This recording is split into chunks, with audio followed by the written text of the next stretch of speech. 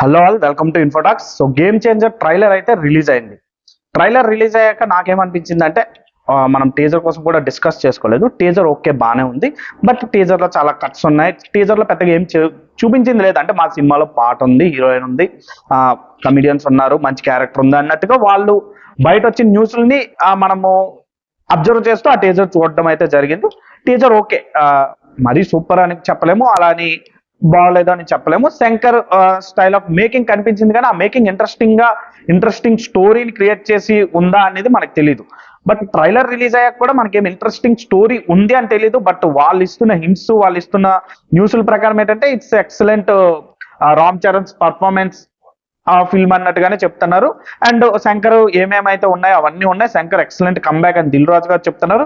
As a producer తన product ని తాను ప్రమోట్ చేసుకోవచ్చు, లేదా అదే నిజమై ఉండొచ్చు, నిజం కాబట్టి ప్రమోట్ చేస్తూ ఉండొచ్చు కూడా, ఇవన్నీ జరగచ్చు. బట్ నాకు ట్రైలర్ చూసాక ఏమనిపించిందంటే, యాక్చువల్గా ఇప్పుడున్న శంకర్ సార్ ఆయన ఇది చూసుకుంటే, సిచ్యువేషన్ చూసుకుంటే, ఇండియన్ 2 ఫ్లాప్ అయ్యాక గేమ్ చేంజర్ మీద ఎక్స్పెక్టేషన్స్ చాలా తగ్గిపోయాయి అందరికీ. ఎందుకంటే ఇండియన్ 2 అనేది ఇండియన్ అనే ఒక ఎక్సలెంట్ క్లాసిక్ ని పార్ట్ 2 తీసి చెడగొట్టేశారు, దాని సోల్ ని మొత్తం పాడు చేశారు అన్నట్టుగానే అనిపించింది. అందరి దగ్గర నుంచి వచ్చిన ఫీడ్బ్యాక్ అదే.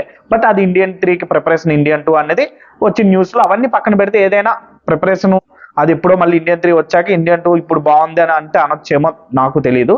బట్ ఇండియన్ 2 ఎఫెక్ట్ అనేది గేమ్ చేంజర్ మీద చాలా పడింది, ముఖ్యంగా శంకర్ సార్స్ పాయింట్ ఆఫ్ వ్యూలో, ఆయన వర్క్ పరంగా చూసుకుంటే. బట్ రామ్ చరణ్ అనేది ఆచార్య పక్కన పెట్టేస్తే, RRR తర్వాత వస్తున్న ఫుల్ ప్లెడ్జ్డ్ ఫిల్మ్ ఇది. సో ఫుల్ ప్లెడ్జ్డ్ ఫిల్మ్ కాబట్టి రామ్ చరణ్ మీదే వెళ్తుంది ఈ ఫిల్మ్ 100%. సో ఫస్ట్ టికెట్ ఏదైతే తెగుతుందో, ఫస్ట్ డే బెనిఫిట్స్ ఏవైనా అనండి, ఒక 3 రోజుల టికెట్స్ ఏవైతే తెగుతున్నాయో 90% టికెట్స్, ముఖ్యంగా ఆంధ్ర పరంగా చూసుకుంటే రామ్ చరణ్ ఫేస్ చూసే తెగుతాయి ఈ టికెట్స్ అన్ని. రామ్ చరణ్ కోసం వెళ్ళిన వాళ్ళకి శంకర్ ఫిల్మ్ అని చెప్పుకొని బయటకు వస్తే ఈ సినిమా 100% సూపర్ సక్సెస్ అవుద్ది. అండ్ సంక్రాంతి అడ్వాంటేజ్ కూడా యూజ్ చేసుకుంటది.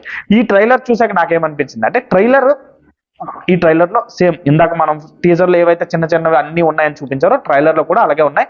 ఎక్సలెంట్ యాక్షన్ ఉంది, ఎక్సలెంట్ మేకింగ్ ఉంది, ఎక్సలెంట్ స్టోరీ కూడా ఉంది అన్నట్టుగా చూపించారు. అండ్ అప్పన్న క్యారెక్టర్ కోసం ఎక్కువ హైప్స్ ఇచ్చారు.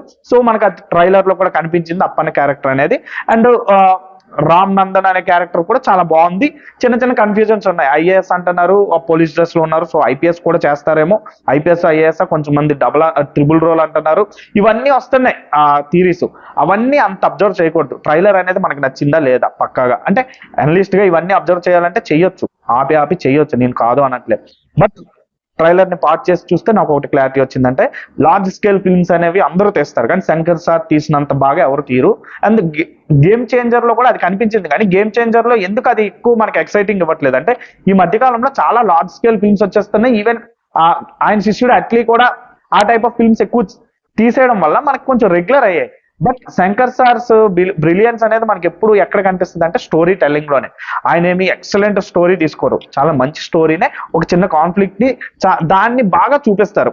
అపరిచితుడిలో వచ్చిన ఫ్లాష్ బ్యాక్ అయి ఉండొచ్చు, జెంటిల్ మ్యాన్ లో వచ్చిన ఆ హార్ట్ బ్రేకింగ్ ఫ్లాష్ బ్యాక్ అయి ఉండొచ్చు, చాలా సినిమాల్లో, ఈవెన్ మన ఇండియన్ మూవీ భారతీయుడు మూవీలో వచ్చిన ఫ్లాష్ బ్యాక్ అయి ఉండొచ్చు.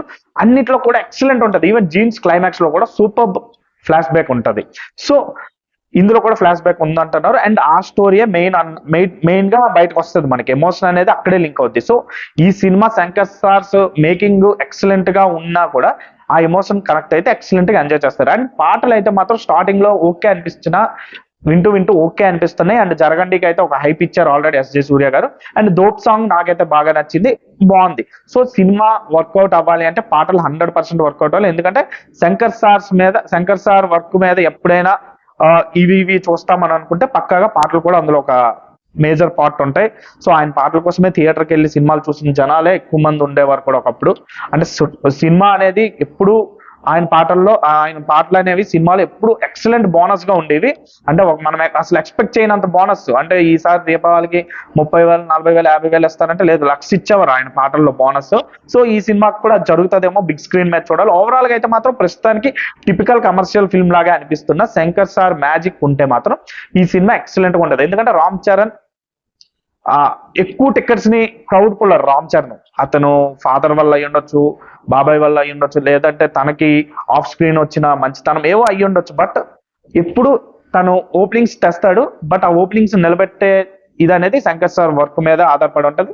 అండ్ కార్తిక్ సుబ్బరాజన్ స్టోరీ మీద నాకు ఎక్సైట్మెంట్ ఉన్నా కూడా శంకర్ సార్ ట్రీట్మెంట్ వచ్చేసరికి నాకు అది మహాన్ వైబ్స్ ఇస్తుంది. అంటే కార్తిక్ సుబ్బరాజన్ ఒక స్టార్ హీరో వచ్చినప్పుడు దాన్ని కొంచెం టిపికల్ గా తీసుకెళ్లరు. సో మహాన్ వైబ్స్ ఆరు పెట్ట వైబ్సే వస్తాయి. సో శంకర్ సార్ కార్తిక్ సుబ్బరాజన్ గారి స్టోరీని ఎంతవరకు యూజ్ చేసుకున్నారు అనేది సినిమా చూసాక తెలుస్తుంది. ఓవరాల్ గా అయితే మాత్రం చాలా బాగుంది.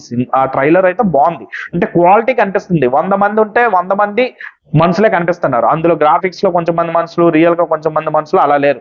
సో ఓవరాల్ గా అయితే బాగుంది. అండ్ ఇది Ram Charan point of view లో, game changer point of view, అంటే as a audience point of view లో నా రివ్యూ ట్రైలర్ కోసం కానీ సినిమా కోసం కానీ, సినిమా కోసం అయితే ప్రివ్యూ, ట్రైలర్ కోసం అయితే review, and Shankar sir's point of view లో రివ్యూ కూడా వస్తుంది. అండ్ సినిమా ఎలా ఉండబోతుందో అనే దానికి ప్రివ్యూ కూడా వస్తుంది.